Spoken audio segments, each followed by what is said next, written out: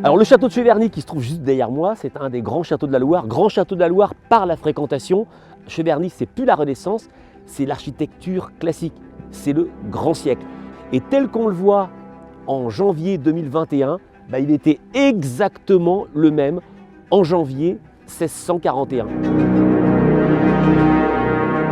Contrairement à ce qu'on pourrait imaginer, dans des monuments comme celui-ci, 400 ans, toute cette numérisation qui passe là en l'occurrence par la fibre, c'est que du bonheur. Ça permet d'envisager toutes les visites augmentées possibles et inimaginables. La réalité virtuelle très augmentée, pourquoi pas des hologrammes. Donc tout ça, ce sont des possibilités infinies pour améliorer la qualité de la visite du château.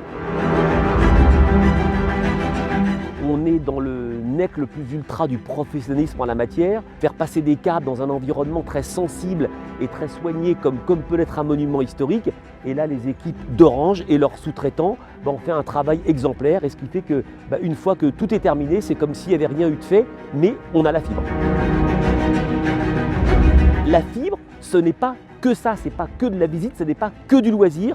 Sur un domaine comme Cheverny, ça peut aussi se traduire par de la sécurité où toutes les informations nécessaires à la sécurité peuvent transiter par la fibre. On apporte toute la matière pour envisager l'avenir, à la fois touristique et en termes de sécurité, avec le plus grand enthousiasme.